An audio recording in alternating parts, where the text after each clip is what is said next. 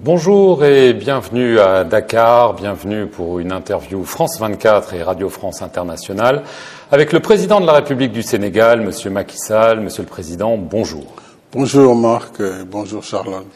Donc avec moi pour vous interviewer, Charlotte Idrac de RFI. Bonjour Monsieur le Président. Bonjour Charlotte. Monsieur le Président, vous vous apprêtez à prendre la présidence tournante de l'Union africaine. Lors du forum sur la paix et la sécurité qui vient de se tenir ici à Dakar, le président de la Commission de l'Union africaine a eu des mots sombres.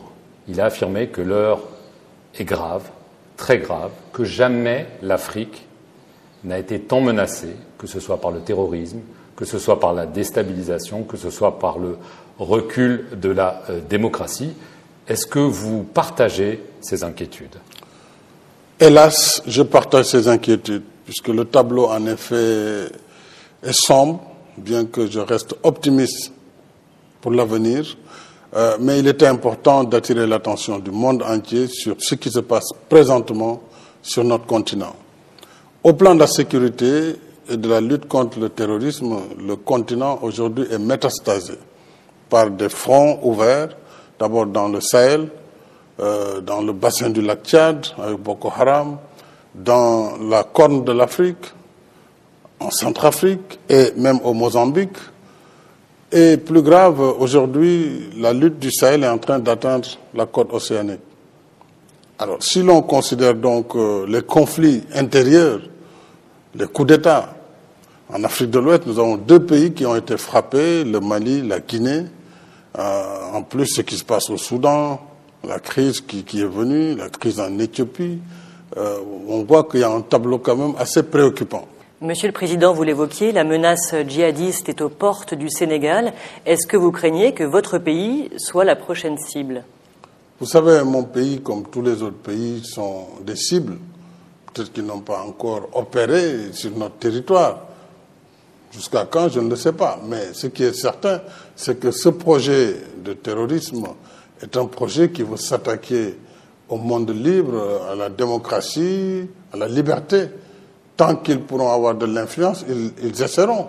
Ils sont plus loin à notre frontière, mais nous sommes préparés à faire face, quoi que cela puisse nous coûter. Mais concrètement, est-ce qu'il y a eu des tentatives d'infiltration à la frontière avec le Mali, voire des tentatives d'attentats déjoués sur le sol sénégalais ? Non, des attentats, non, je ne dirais pas. Il y a parfois de fausses alertes, mais il est clair qu'aucun pays ne peut être à l'abri. On le voit, les plus grandes puissances sont frappées tous les jours.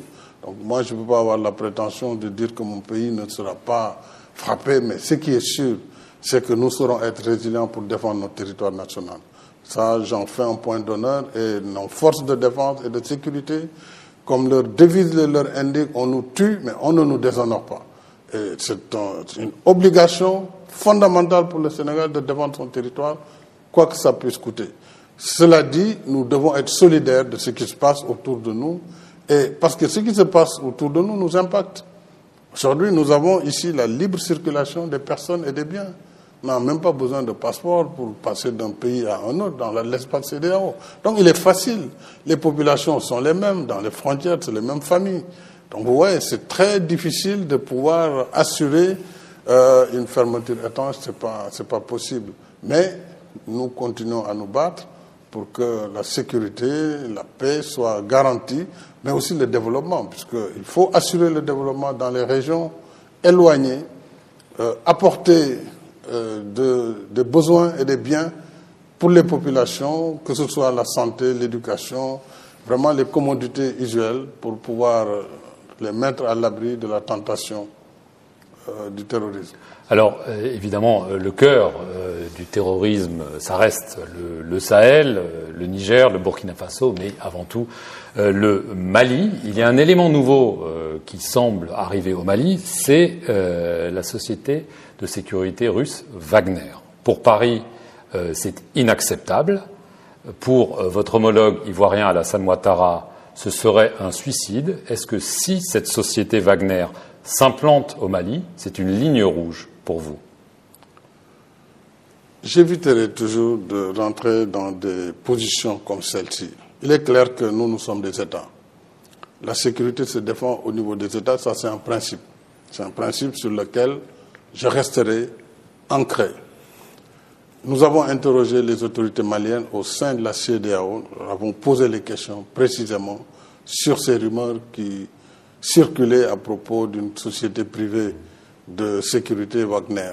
Les autorités maliennes nous ont répondu qu'il n'y avait rien.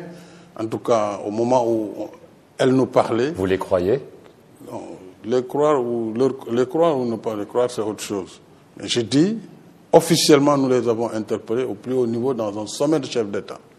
Nous avons interpellé à travers le médiateur de la CEDEAO. Ils ont dit qu'ils ne sont pas en négociation, il n'y a pas d'accord en tout cas, mais il est clair que l'apparition d'une société privée va compliquer la situation du Mali, ça c'est clair.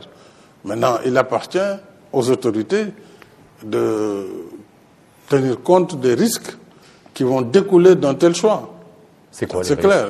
Le risque, c'est de voir partir les forces françaises déjà, et les forces européennes, c'est de voir aussi peut-être d'autres mesures prises, ce qui va entraîner nécessairement une dégradation très grave de la situation dans le Sahel. Alors, est-ce que... clair. Donc ça, oui, mais si les autorités maliennes veulent signer avec Wagner ou un autre, tout ce que nous pourrons constater, c'est de constater qu'il y a eu une décision très grave qui a été prise et d'envisager, dans cette hypothèse-là, quelles mesures prendre. Alors, nous pouvons anticiper, discuter avec elles. Et notre volonté, d'ailleurs, ce n'est pas tant de sanctionner le Mali ou la Guinée. Notre volonté, c'est de les aider. Parce qu'au moment où je vous parle, nous avons tous des soldats dans Est-ce que vous êtes prêt à les retirer? Si Wagner arrive, les soldats sénégalais au sein de la MINUSMA, vous les ramenez à la maison? Non, pas du tout. Ce n'est pas la même chose. Nous sommes partis dans le cadre des Nations Unies. Donc ça n'a rien à voir avec ce débat. Sur le plan politique, Monsieur le Président, les autorités maliennes de transition ont déjà indiqué que les élections de février seraient reportées, malgré les avertissements de la CEDEAO. La CEDEAO qui tient un nouveau sommet là ce dimanche. Demandez-vous des sanctions supplémentaires? Mais c'est ce que nous verrons dans 2 jours à Abuja, justement. Je ne peux pas en parler ici, puisque dans 2 jours, nous aurons un sommet des chefs d'État qui aura au menu cette transition au Mali, en Guinée. Donc les chefs d'État vont apprécier. Est-ce qu'il y a une évolution depuis notre dernière rencontre? Une évolution dans le sens d'un agenda, même proposé par les autorités de la transition, qui indique même si février... Nous disons que c'est février les élections. S'ils nous donnent des arguments qui tiennent la route, nous devons pouvoir les accepter. S'ils ne donnent pas d'arguments, nous en tirerons les conséquences. Ce qui est quand même clair, c'est que nous ne pouvons pas accepter. Nous ne pouvons pas accepter que dans cette partie de l'Afrique, que des militaires prennent le pouvoir par les armes. Ça, ce n'est pas acceptable. Nous sommes en démocratie. Le pouvoir se conquiert par les élections. Les pays peuvent avoir des crises, mais on ne peut pas faire l'apologie des coups d'État. Et ce n'est pas une solution. Maintenant, c'est arrivé, on a essayé d'accompagner. Mais ces coups d'État ces transitions doivent avoir un terme. Et on doit revenir à une situation normale et des autorités élues dans des élections libres et transparentes doivent prendre le relais. Est-ce que pour vous, les coups d'État plutôt au Mali, c'est exactement la même chose que ce qui s'est passé en Guinée, donc il faut même motif, même punition, ou est-ce que c'est différent quand même? Non, vous savez, un coup d'État, c'est un coup d'État. Les circonstances peuvent différer. Les situations qui ont conduit au coup d'État peuvent être différentes, mais pour nous, et pour moi en tout cas, c'est le même résultat. Est-ce que vous avez des nouvelles d'Alpha Condé, le président renversé en Guinée? Non, je n'ai pas de nouvelles, puisque je sais ce que tout le monde sait, qu'il a été maintenant emmené dans sa résidence, dans la résidence de son épouse. Je n'en ai pas plus d'informations là-dessus. J'avais moi-même, comme tous les autres collègues, quand même appelé les autorités guinéennes pour demander qu'il soit libéré, parce que quand même, une chose a été de faire le coup d'État, il a perdu le pouvoir, mais il doit pouvoir être libre de ses mouvements, libre de son action. Je pense qu'on doit quand même libérer le président Alpha Condé, c'est le minimum qu'on puisse exiger de la transition guinéenne. Alors, Monsieur le Président, ici au Sénégal, le débat sur les mandats présidentiels agite aussi la classe politique. Certains estiment que vous n'avez pas le droit de vous présenter à nouveau lors des prochaines élections prévues en 2024. Une question toute simple, est-ce que vous, de votre point de vue, vous auriez le droit de vous présenter à nouveau? Ce débat, je le traiterai à temps voulu et les Sénégalais seront édifiés. Ce qui est sûr, c'est que je ne poserai jamais un acte qui soit antidémocratique ou anticonstitutionnel, puisque je suis profondément démocrate. Maintenant, je décide moi de parler quand le moment sera venu, pas maintenant. Alors, à la question sur votre candidature en 2024, il y a presque 2 ans, vous aviez dit ni oui ni non. Non, aujourd'hui, vous dites quoi? Non, attention, le ni oui ni non, il faut bien le comprendre. J'ai dit aux journalistes sénégalais qui me disaient pourquoi je ne veux pas répondre, je dis je ne veux pas répondre parce que si je dis oui, je veux être candidat, le débat va enfler, on ne va plus travailler, donc il y aura de la matière pour les spécialistes de la manipulation, de l'agitation. Si je dis non, dans mon propre camp, vous savez, les gens ne travailleront plus non plus, tout le monde sera dans une dynamique tout de suite de se préparer pour l'élection. Or, moi j'ai un mandat à exercer, le peuple m'a confié un mandat, je dois travailler pour le Sénégal. Donc je ne peux pas à 3 ans, 4 ans de l'échéance satisfaire simplement la curiosité de ceux qui n'ont de centre d'intérêt que l'élection. Ils attendront le moment que j'ai choisi ou le moment, en tout cas, pendant lequel ce débat va être inévitable. Aujourd'hui, c'est plutôt oui ou plutôt non? Non, aujourd'hui, il n'y a pas de réponse. Aujourd'hui, c'est le travail. La réponse, c'est quand? Quand je le déciderai avec l'aide de Dieu. Monsieur le Président, vous souhaitez rétablir le poste de Premier ministre que vous aviez supprimé en 2019. Est-ce que cette décision, finalement, était une erreur à l'époque?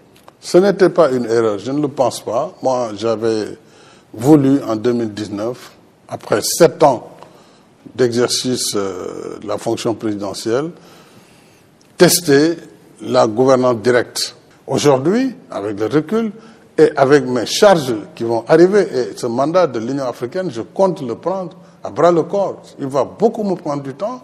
On a vu toutes ces crises qui ont été annoncées. Je ne peux pas en même temps m'occuper du Sénégal au quotidien. Or, le Sénégal, on doit s'en occuper au quotidien. Donc, un Premier ministre, dans ces conditions, me paraît être tout à fait rationnel. Et c'est pourquoi j'ai proposé ce retour du poste. Du reste, ce n'est pas la première fois que le poste a été supprimé, ramené. Donc, on est toujours dans la logique républicaine et dans l'expérimentation de la démocratie et du modèle qui peut nous convenir le plus possible. Et à quel moment sera-t-il nommé ce Premier ministre? Dès que la loi est votée, elle sera votée, je pense, à la fin, d'ici le 12 ou le 15, m'a-t-on dit. Donc avant les locales?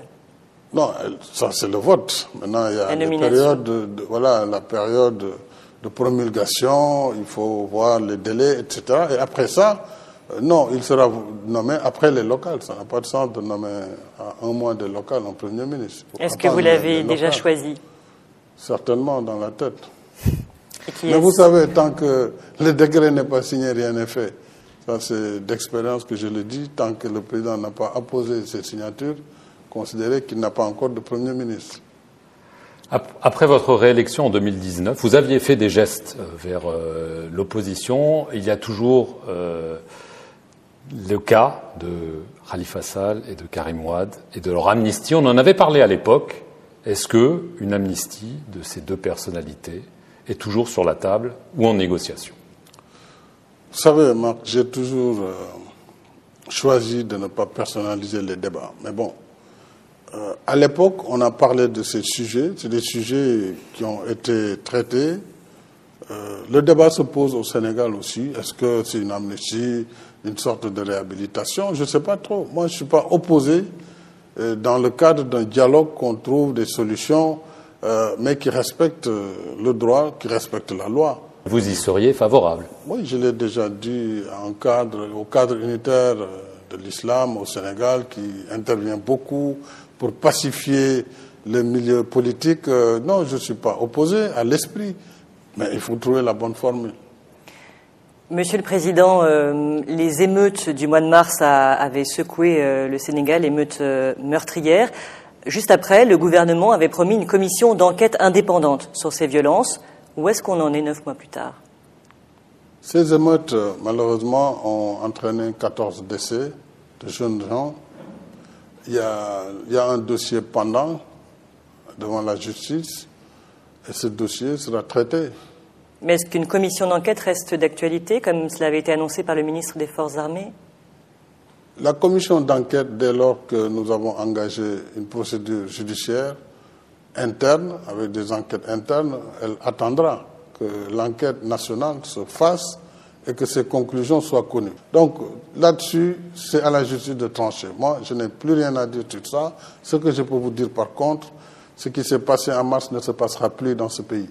C'est-à-dire, on ne peut plus laisser les gens, sous quelque prétexte que ce soit, mettre à feu et à sang les biens publics comme privés, comme ça, de façon volontaire. Monsieur le Président, rapidement, on va en revenir encore une fois à la pandémie. Ouais.